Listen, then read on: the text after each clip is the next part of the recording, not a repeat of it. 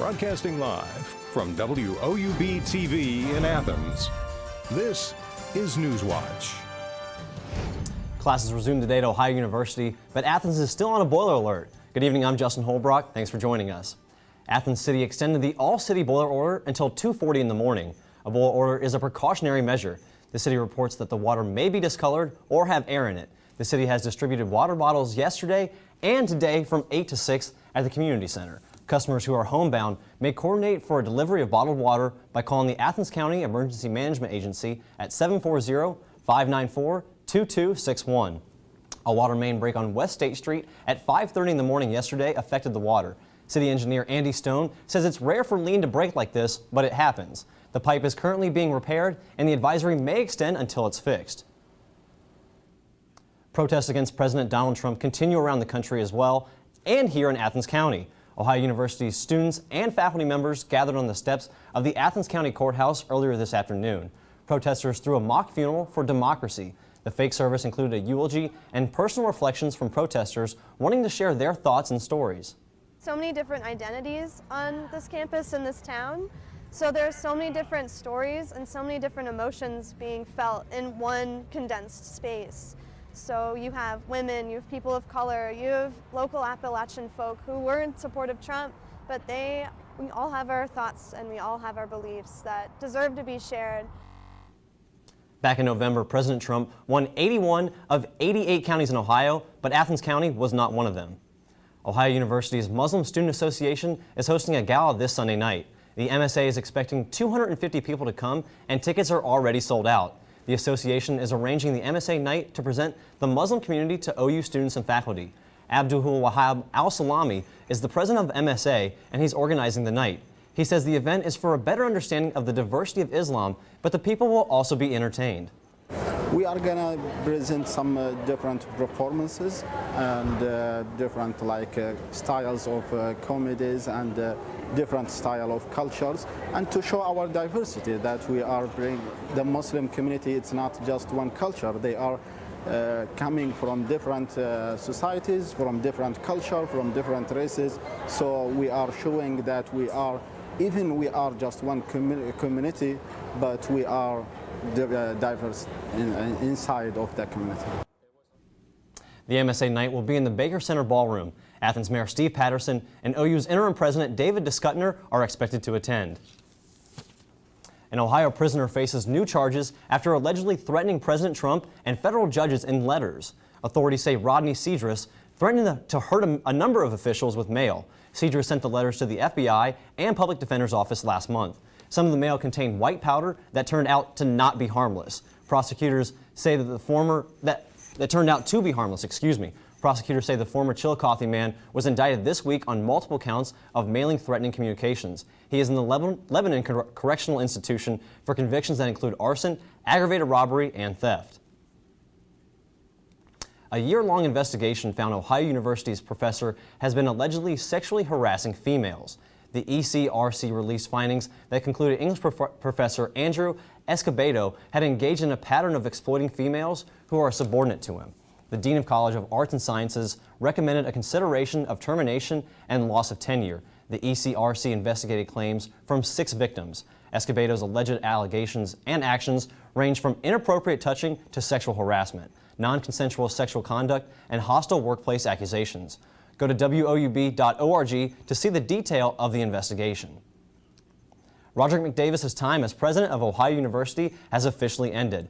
After serving for 13 years as president, McDavis left Cutner Hall today for the final time with his wife, Deborah, and there was around 70 people gathered outside for the event. The OU Board of Trustees will announce his successor next Wednesday, and Dwayne Nellis, the former president of Texas Tech, is the last remaining finalist on the university search.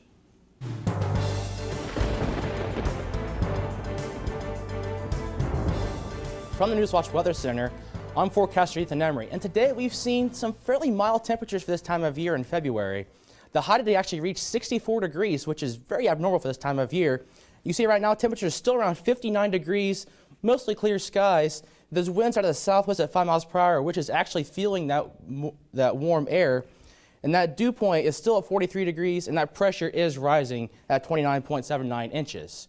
You see the temperatures for tomorrow will reach a high around 63 degrees with the morning sun, and then by afternoon, clouds will begin to develop. There's a slight chance of rain, but I don't see much of a chance of it affecting much of anything. And the winds will be out of the southwest at 5 to 10 miles per hour. And for the extended forecast, we do see warmer temperatures going through the area, but like I said, right now, temperatures still be around 59 degrees currently, with those clear skies, which will persist throughout the night. Back to you, Justin. Thanks, Ethan. A group found that motorists spend more money because of poor conditions on West Virginia roads. Nonprofit transportation group TRIP found that nearly 30% of major roads in West Virginia are in poor condition, while around 50% are in mediocre or fair condition. The report says that the motorists spend nearly $800 million each year in extra vehicle costs because of the roads. Governor Jim Justice proposed raising the gas tax and motor vehicle fee to pay for highway construction.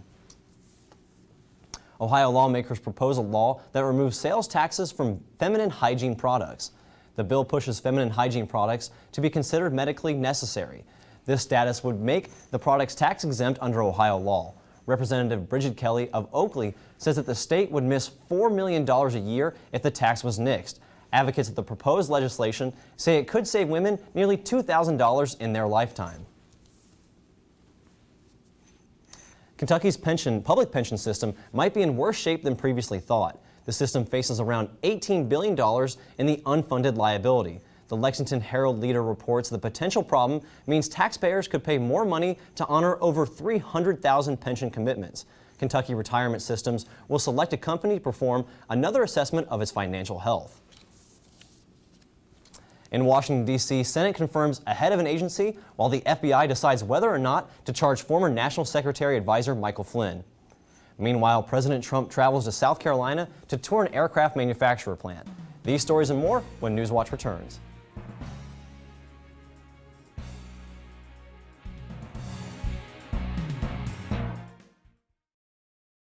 University students really have a huge sense of pride in our campus, in our school, and in our education. People don't come to Ohio just to go to college. They come here to become a Bobcat. It's a really unique atmosphere. Bobcat pride is having that natural camaraderie. Bobcats are just happy to be Bobcats.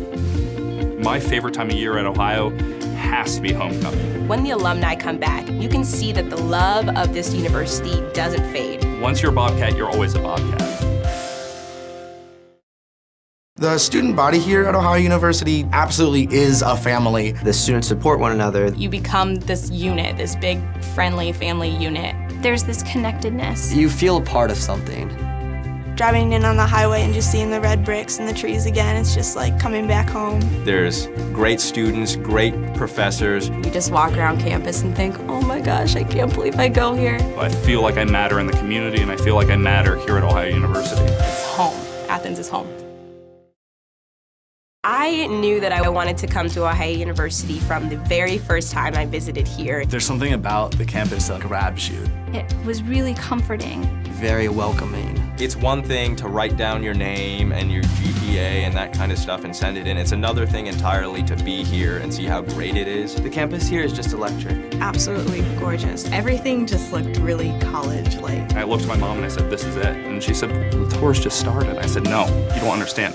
This is it. What's going on, everybody? I'm Eric III, the host of Hardwood Heroes. You should watch our program Sundays at 11 o'clock p.m. Any important and relevant information you need about Southeast Ohio high school basketball, we have. During the week, keep up with our online content at woub.org/heroes. Like us on Facebook, follow us on Twitter at Hardwood Heroes. You can follow your boy as well at junior_3. As always, I'm Eric III, reminding you to be heroic.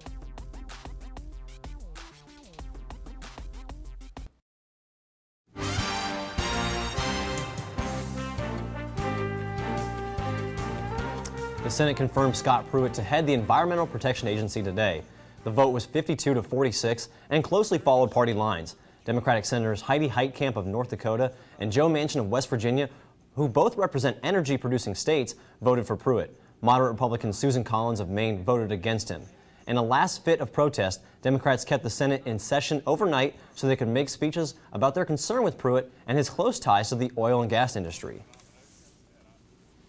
The FBI is not expected to bring any charges against former National Security Advisor Michael Flynn, Flynn was fired after it was determined that he withheld information from Vice President Mike Pence about conversations with Russia's ambassador. Flynn initially told investigators they did not talk about sanctions with Russian officials before President Trump took office. When they challenged him, Flynn claimed he didn't remember. There is still an ongoing broader FBI review of Flynn and Russia-related dealings. President Donald Trump spent Friday afternoon touring a Boeing jet plant in South Carolina. The aircraft manufacturer quickly built a strong relationship with the president. President Trump shocked Boeing executives in December when he publicly complained about the $4 billion cost of the new Air Force One aircraft it was building. Sources say Boeing's CEO called President Trump and promised to reel in those costs. The president also attended the unveiling of the manufacturer's newest 787 Dreamliner aircraft during his visit. The president has also been working on a new executive order. President Trump plans to roll out another executive order on immigration. Earlier this month, a federal court decision pushed the pause button on Trump's immigrant and refugee travel ban. The president says his new executive order will be tailored specifically to the court's decision. He plans to sign that order next week. Trump's previous move on immigration was suspended by a federal court and upheld on appeal.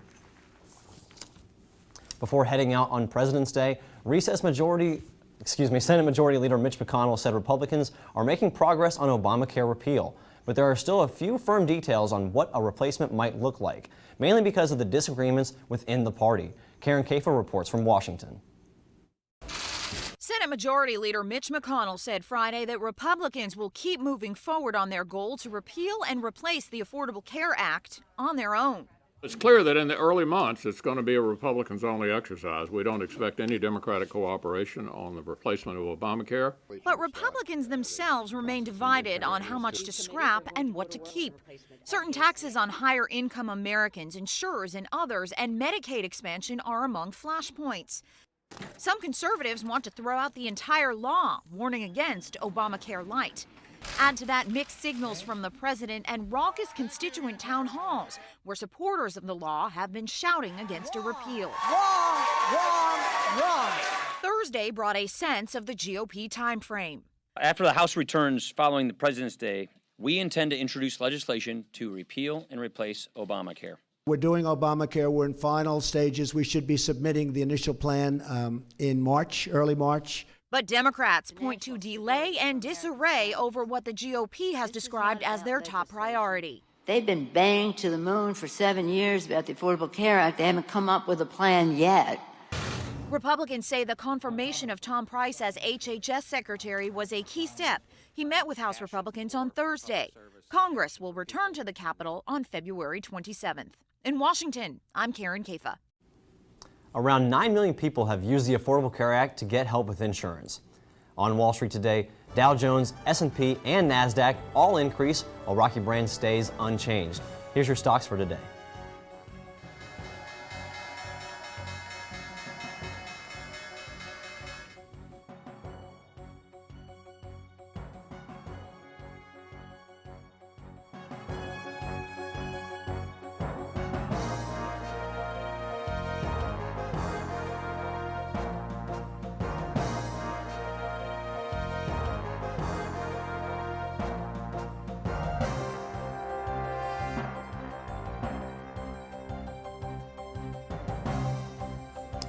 Teens are manipulating e-cigarettes into something more dangerous. That story's still ahead. And sunshine today, will that stay? And it's going to feel like May rather than February. All that and more coming up on my forecast. Professors really care. They care about my grades, they care about my opportunities, they care about my experiences, they want me to succeed. They give those opportunities to the students. My professors have been extremely approachable. Literally, their door is always open. You can go to them with pretty much anything. Everyone knows your first and your last name and where you sit in the classroom. I really never feel like I'm being talked down to or just being taught material. I always feel like I'm having a conversation. And they want to share those opportunities and those experiences with us.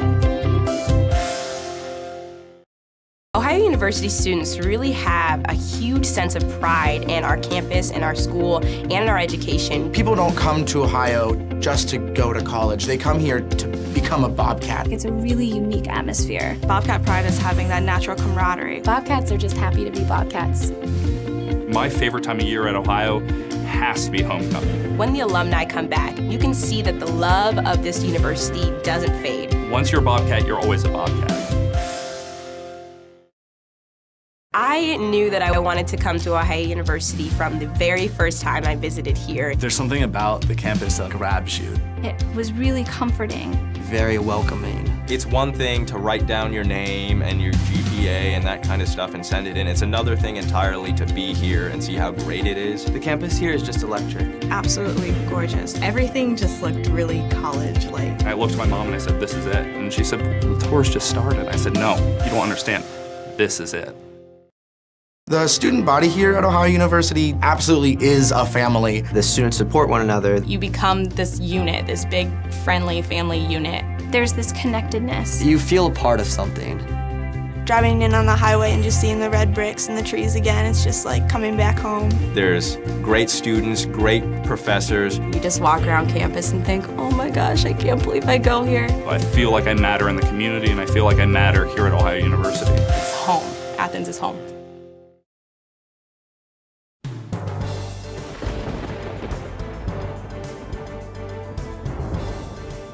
From the Newswatch Weather Center, I'm forecaster Ethan Emery, and tonight we see temperatures around 59 degrees right now in Athens, 57 up in our Ohio capital, and a little bit cooler up in Cambridge at 54 degrees with that mild air across the area. Now today we did see temperatures reach around 64 degrees for a high. That's 2 degrees shy of our record, 66 degrees back in 2011. And our low today was kind of due to some diurnal temperatures with a low around 26 degrees, which is far above from the record set back in 2015.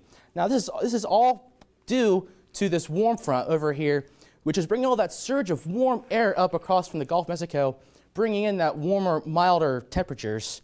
And that's going to last for quite a few days, actually. And you can see tomorrow, we still see that warm air across the region. There is a chance of rain for tomorrow evening, but otherwise, mostly cloudy skies, not too bad. And if you take a look over here to the Midwest, this high pressure right here, that's going to be the dominating factor for our weather for the next several days, actually. And tonight, temperatures will fall down to about 38 degrees here in Athens, 43 in Columbus, and then down around 45 degrees down in Ironton with mostly clear skies. Now tonight, we have temperatures at 38 degrees, mostly clear skies, and then overall unseasonably mild for this time of year because 38 degrees is usually our average high temperature in February, but for a low, it's pretty warm. Winds are the southwest at 0 to 5 miles per hour. And then for tomorrow, clouds will be increasing across the day, 39 degrees by 8 a.m., noon at 57 degrees, and then by 4 o'clock, 61 degrees is our temperature around 4 o'clock with those clouds building up across the day. And now temperatures for our highs tomorrow, we have 62 degrees in Columbus, 64 in Chillicothe, 66 degrees down in Ironton, 63 here in Athens, and then maybe 59 degrees in Cambridge, but most people are going to see 60 degrees or higher on those home thermometers. And tomorrow our high in Athens is 63 degrees with the sunshine in the morning, and then the clouds will begin to increase in the afternoon. And there is a slight chance of rain in the evening. I only give it about a 20% chance, nothing to really change any plans. And then those winds out of the southwest at 5 to 10 miles per hour. And then for tomorrow night, we have 44 degrees for our low. Like I said, 20% chance of rain, mostly cloudy skies, so any evening plans, activities should be okay for tomorrow night. Now, you could be wondering why it is so warm and how long will this warm air last? Well, the Climate Prediction Center gives us a 90% chance of having above average temperatures for this time of year, and it's going to show it on a 7-day forecast. You can see 63 degrees is our high on Saturday, 66 degrees on Sunday, and then for President's Day, 69 degrees. And then Tuesday, we could break 70 degrees with a chance of showers in the evening. And then for the rest of the week, next week, we see temperatures in the mid-60s with sunshine for most parts of the 7-day forecast. Back to you, Justin. All right, Ethan, looking forward to it. Thanks a lot. New research finds a quarter of teens who vape say they've used e-cigarettes for an alternative technique known as dripping. That number is more alarming when you take into account a December report from the Surgeon General, which says e-cigs are the most commonly used form of tobacco among young people in the United States.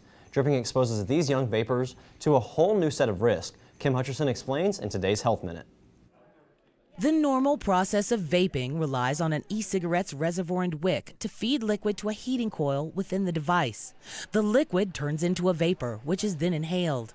Dripping is when a user bypasses the usual battery-operated process and manually drips the liquid directly onto the coil. According to a study in the journal Pediatrics, dripping creates thicker clouds of vapor, gives a stronger sensation in the throat, and makes flavors taste better. Unfortunately, dripping also increases the release of harmful chemicals. The toxins are linked to cancer and chronic obstructive pulmonary disease, a progressive illness that makes it difficult to breathe. Handling the liquid so often also means there's a greater risk of skin contact.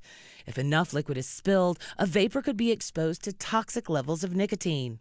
Even before dripping became an issue, other health concerns led the FDA to announce it would regulate e-cigarettes the same way it regulates other tobacco products. For today's Health Minute, I'm Kim Hutcherson. To buy an e-cigarette, you must be at least 18 or even 19 in some states. Now get you someone who can do both.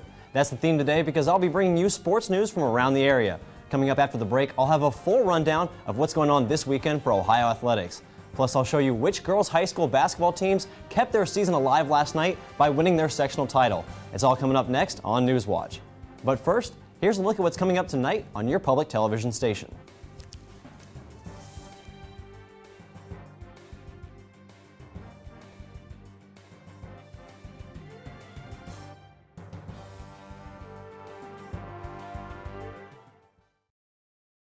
What's going on, everybody? I'm Eric II, the host of Hardwood Heroes. You should watch our program Sundays at 11 o'clock p.m. Any important and relevant information you need about Southeast Ohio high school basketball, we have. During the week, keep up with our online content at woub.org/heroes. Like us on Facebook, follow us on Twitter at Hardwood Heroes. You can follow your boy as well at junior_3. As always, I'm Eric II, reminding you to be heroic.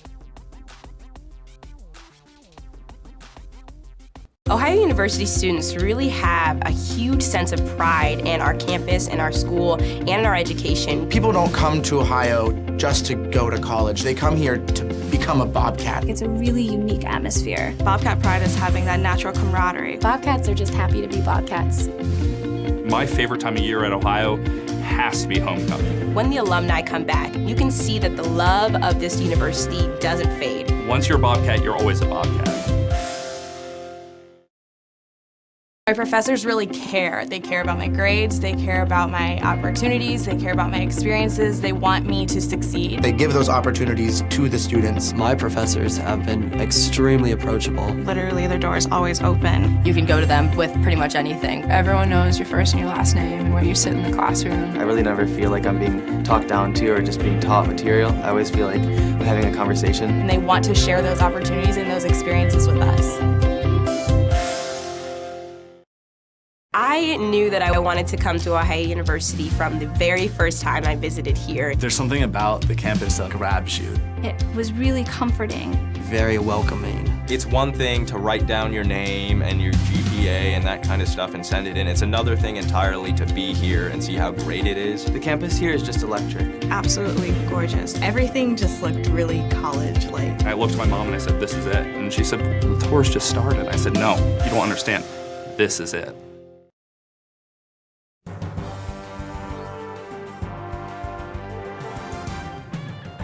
Welcome back, everyone. I'm Justin Holbrook. For the first time since 2009, the Federal Hawking Lady Lancers are sectional champs.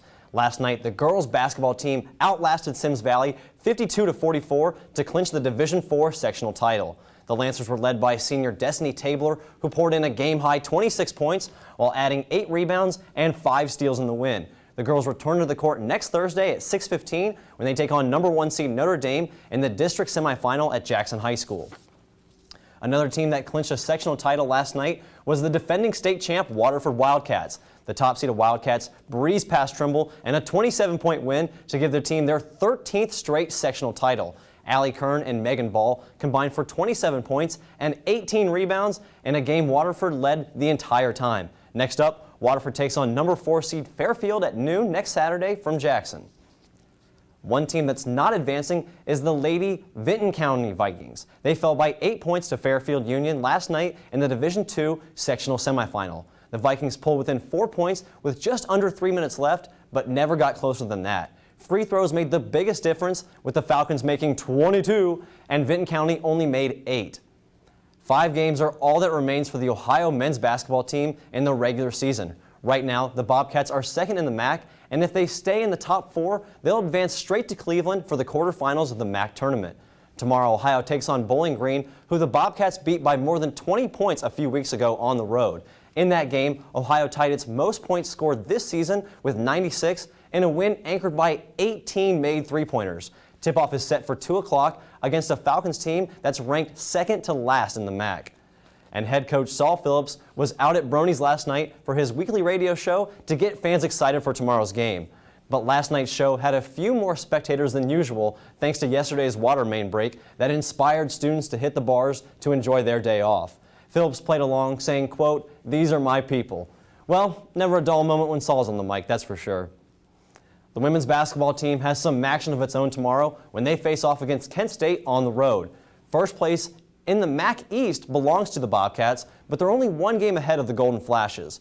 A little over a month ago, Kent State beat Ohio by 3 at the Convo, where the Bobcats had a few key players foul out towards the end of the game. The women are 4th overall in the MAC with 5 games left in the regular season, and if they stay in the top 4 just like the men, they'll advance straight to Cleveland and go to the quarterfinals. Well, you heard Ethan say it, 60-degree weather is here to stay, maybe even warmer, and I couldn't be happier about that. And so is the Ohio baseball team, which kicked off its first game of the season 2 hours ago. The Bobcats are currently playing LaSalle and Lexington, South Carolina, and will play another 3 games down there, including 2 against the Butler Bulldogs and 1 more against LaSalle. Coming off a winning weekend in South Carolina, the Ohio University softball team is back in Athens for a series at home this weekend, and man, it's a great weekend to get out there and see a game. Ohio took on Rutgers at 12:30 and Illinois at 3 o'clock. They will be back in action on Saturday when they play Northern Illinois at 12:30, followed by Rutgers at 3, and OU will finish the weekend off on Sunday with their 3rd game against Rutgers, also at 3 o'clock. All right, that's it for sports. Back to you, Justin. Thanks, Justin. NASA believes there's a new 9th planet out there, and they want you to help find it. The Zooniverse Space Project site has launched a NASA-funded venture, Backyard Worlds Planet 9, which lets anyone participate in the search for the not-yet-discovered planet. NASA has compiled a flipbook of short animations that show sky scans taken over the past several years. Participants can search for disruptions in the images and mark their findings. The goal is to pinpoint real moving celestial objects. Users can then share and discuss their subjects in an online bulletin board. And that's out of this world, and so was the weather today. Let's go back to Ethan for one last look at weather. Thank you, Justin. Temperatures right now for the low is 38 degrees with mostly clear skies and unsleepy mild temperatures with those southwest winds at 0 to 5 miles per hour. Now, tomorrow, we do see temperatures still sticking around 63 degrees, morning sun, and those clouds will begin to increase throughout the day. A slight chance of evening rain, but I don't see it making any issues for any plans or activities. And those winds still out of the southwest at 5 to 10 miles per hour, bringing in that warm air. And then for your weekend, I see temperatures 63 for tomorrow, 58 for Saturday evening with that chance of rain, but nothing too serious. And then Sunday, 66 degrees for a beautiful day with mostly sunny skies. And then for the extended forecast, I have Monday at 69 degrees for your President's Day. And then Tuesday, I see us breaking 70 degrees with a chance of rain in the evening on Tuesday. But that 60-degree temperatures are going to stick around for the next 7 days, as Wednesday 64 degrees, Thursday at 66 degrees, and then Friday at 67 degrees. Beautiful 7-day forecast. What do you think, Justin? Hey man, I'm looking forward to Tuesday. 70 degrees, I haven't seen that since what, back in the fall? Well, that does it for our broadcast this evening. Thanks for watching. I'm Justin Holbrook. Stay tuned for the PBS NewsHour. It's coming up next. And remember, you can find the latest news anytime at WOUB.org. Have a great night.